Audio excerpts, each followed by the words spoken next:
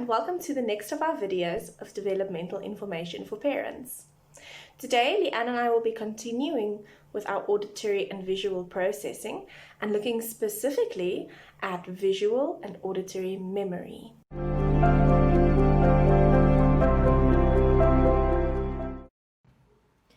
Today we are going to speak about visual memory.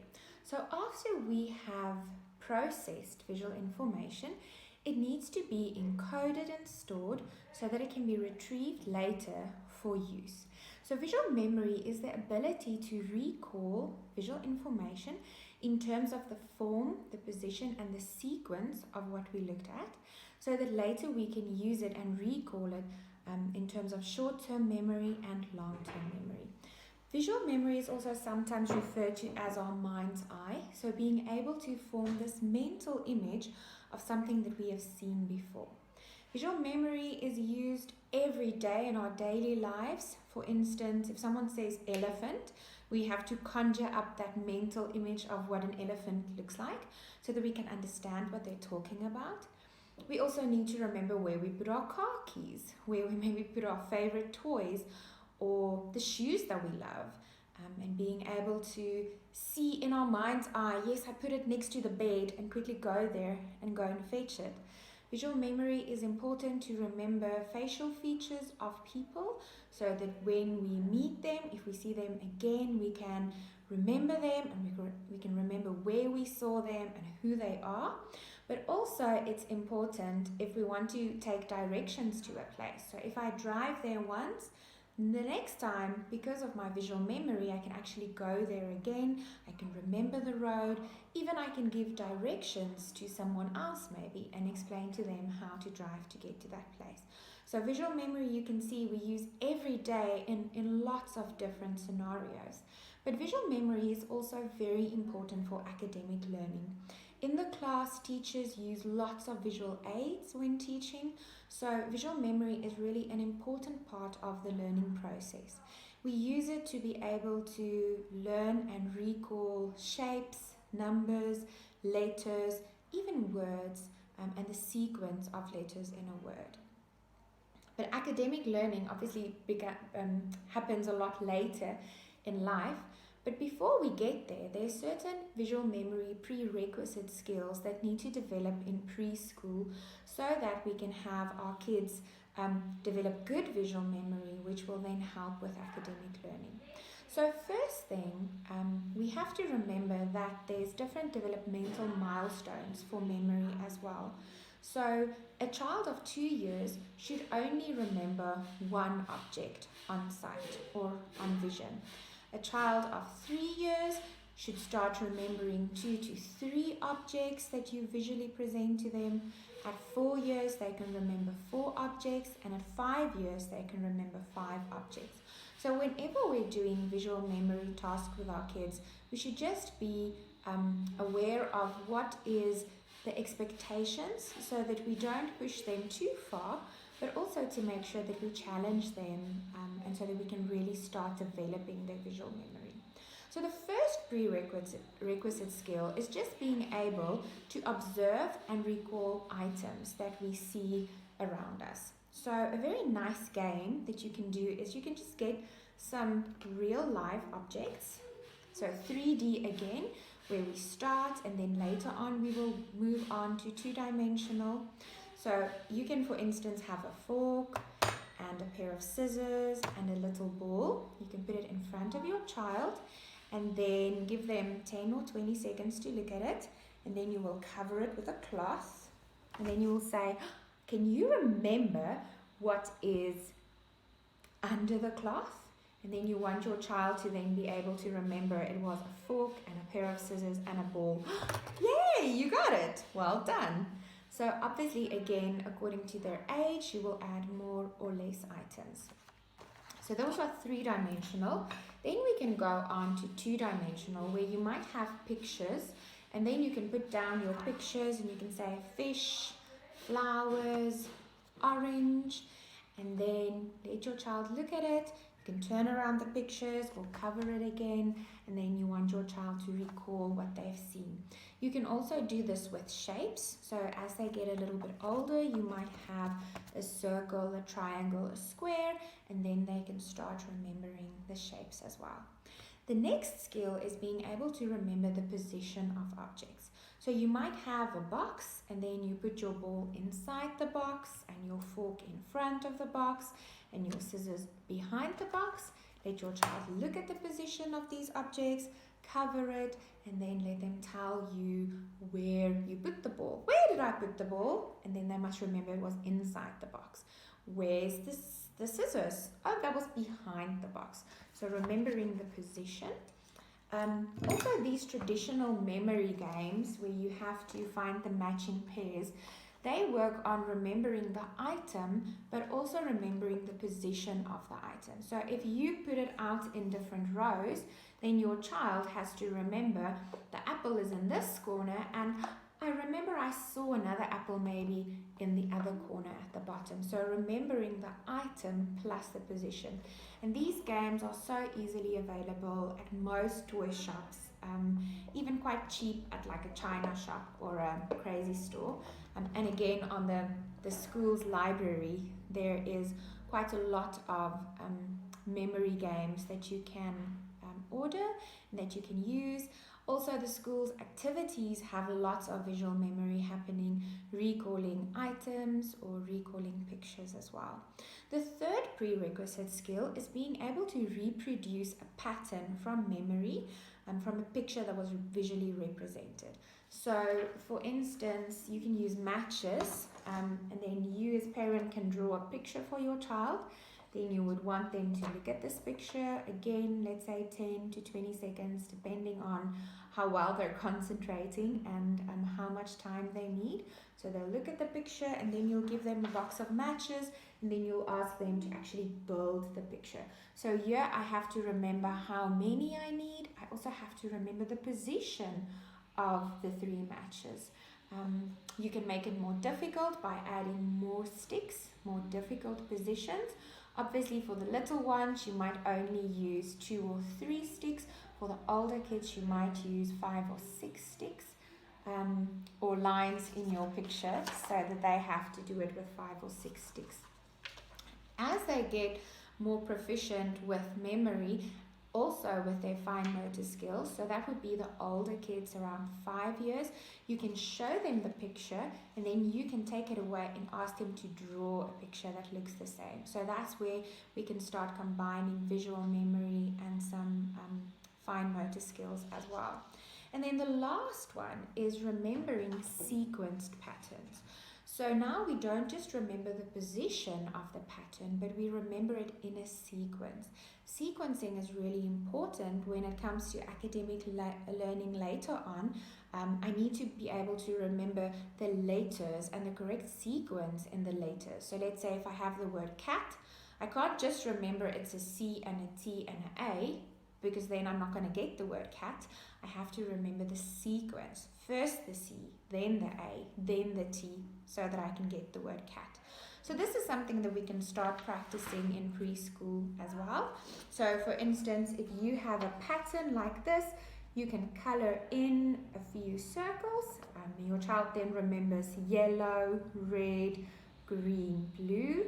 You show it to them, take it away, and then they can maybe string some beads in that same sequence: yellow, red, green, blue. You can use blocks for this, so the correct color blocks in the correct sequence. You can also use shapes, for instance. So if you have 3D shapes, you can draw the shapes and your child can put it in the correct sequence. You can then also make the sequence longer or shorter. So obviously, again, for the younger kids, it'll be a shorter sequence, but for the older kids, a longer sequence. These prerequisite skills also build the one on top of the other. So for the little ones, you'll probably just do recalling an item and maybe recalling the position of the item.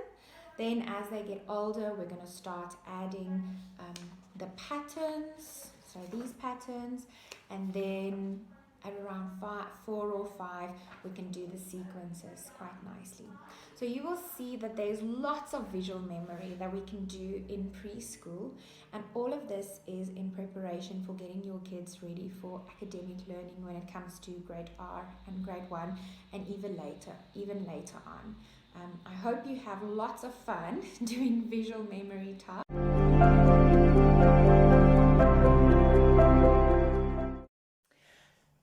When we look at auditory memory, we can have short-term memory and long-term memory. So short-term memory includes quickly recalling something that you've just heard. So if I give the child, for example, a couple of colors that, let's say blue, green, red, is the child able to immediately remember blue, green, red? So they actually need to use their working memory to hold that for a bit and then recall it. Long-term memory, on the other hand, is something that they are able to recall for a longer period of time. So for example, if I ask my daughter, what is your name? And she can give you her name and her surname. And if I say, where do you live? For her to be able to say, this is the name of our address. That is then accessing her long-term memory stores. So in order for us to have auditory memory, we have to firstly attend, which means I cannot be listening to my family outside who I can hear speaking. I need to be focusing over here. After attending, we need to listen. After listening, we need to process what we've heard. So, for example, the auditory discrimination that we spoke about last week comes in with the processing, understanding what we have heard. Then we need to store it, and then we need to be able to recall what we have stored. So we store information in categories. That is how our brain works. If you think of it like a filing cabinet, you would have, for example, a category, a filing cabinet for animals. And within the animals filing cabinet, you will have smaller kind of drawers. So you might have farm animals, wild animals, sea animals, Arctic animals. And then if you pull out that drawer, the names of the animals that fit into that category are kind of like the files in there. So we need to be able to firstly correctly file them, which is the storage part, and then need to be able to quickly find them when we need them, which is the recalling part. If children are not attending correctly in the first place, or not listening adequately, then that initial storing part doesn't happen the way it should. And then they don't learn new vocabulary as well, because they're not keeping it in the correct place when they learn. Okay, so if we look at auditory memory, it kind of branches off into auditory memory and auditory sequencing. So we're going to start with just the auditory memory. And this starts with, for example, being able to remember a rhythm. So last week we spoke about clapping, and then can your child kind of copy that clapping? And you can start making those rhythms more and more complex for your child to remember. It also includes remembering nursery rhymes and short stories. And here, again, the importance of nursery rhymes comes in because we spoke about this last week as well.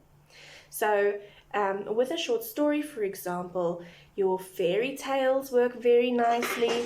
Something like, Jack and Jill or Snow White and the Seven Dwarfs. And these are the kind of stories that the children will be able to do over and over again, and they kind of see them on the TV sometimes and in a book, and in different books the stories come in kind of the same sequence, and then that gets committed to their long-term memory. It also includes following multiple step instructions. So if I ask, please go upstairs and go look in Daddy's cupboard under his pants, go get me the slippers that are grey, and then you go into the bathroom and get his gown, and then you bring it down to surprise him. There are about 4 steps in that instruction. And sometimes what happens is that the amount of information that a child hears almost overloads their brain. So she might go upstairs and she might look in the cupboard, but then she might forget to look for the slippers and bring the gown. Or she might bring just the slippers or just the gown and not actually be able to do both of them. So sometimes it's the last piece of an instruction that the child will be able to follow. Sometimes it's the first piece. While our children are learning, it's good for us to break instructions up for them so that they can have success. and slowly start making instructions longer as we see they are able to follow more complex instructions. This also includes recalling words. So like I mentioned in the beginning now, we test this by seeing if children can recall words. So I might say, for example, yellow, red, blue, and then see if the child can repeat yellow, red, blue. We start with related words, which are in the same category. So those were all colors. Or I might say pig, horse, sheep. Those were all animals. So it's easier for the files in the brain to get accessed to remember those words. So you're kind of helping it. A general rule of thumb is if your child is 2, they should remember 2 things. If they're 3, they should remember 3. And kind of all the way up that way until they remember 7 things at 7 years old. We then look at recalling unrelated words. So that is something like, for example, if I say pig, hand, star, fish. Those were all unrelated, so it's more difficult for the child to recall. And then after that, we can start looking at things like repeating sentences of increasing length. So, for example, I might say, the boy sits, and then the child says, the boy sits. And I'll say, the boy sits under the tree. The boy sits under the tree. The boy sits under the tree next to the river. And you can see I keep adding a little bit to the sentence each time. A nice game to play is adding different adjectives in a sentence like that. So I might say a big cat. And then my child's turn, they can say a big fluffy cat. Then I might say big fluffy black cat. I might say a big fluffy black happy cat. I might say a big fluffy black happy angry cat or hungry cat or whatever it is. But you can see it's getting longer and longer and longer, so you're almost stretching the capacity of the brain to remember what it's heard in that case. Then we can look at instructions of multiple parts. So like my example that I just gave now had multiple parts. You can also have things like if a child is at the level where they can draw shapes, for example, we would say something like, okay, let's listen. Let's draw a yellow circle in the middle of the page. So there were 3 parts to that instruction.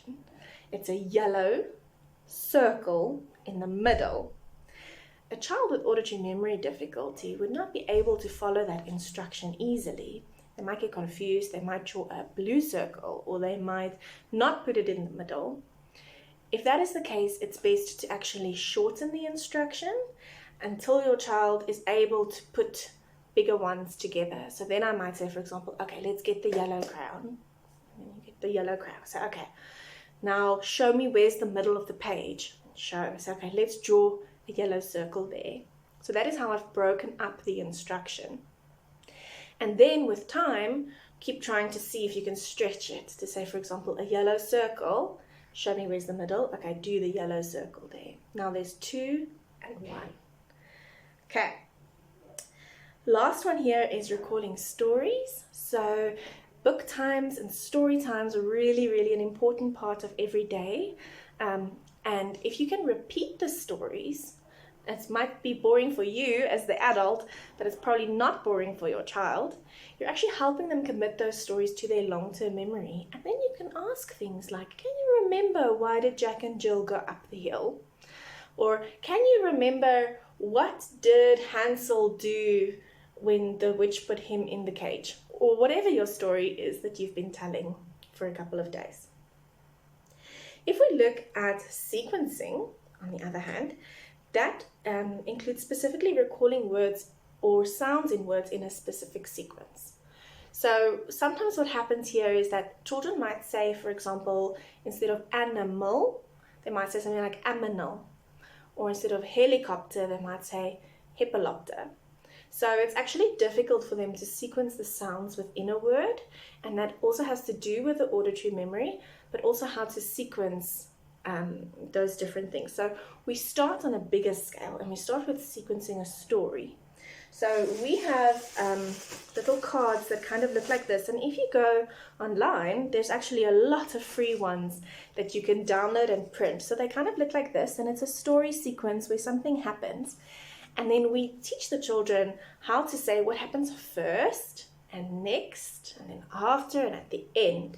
And we teach them that concept of beginning, middle, and end. You can also do this with the story that you've been talking about. So you can say, in the beginning, Snow White did this and this and this, and then in the middle, she found the dwarves, and at the end, she married the prince.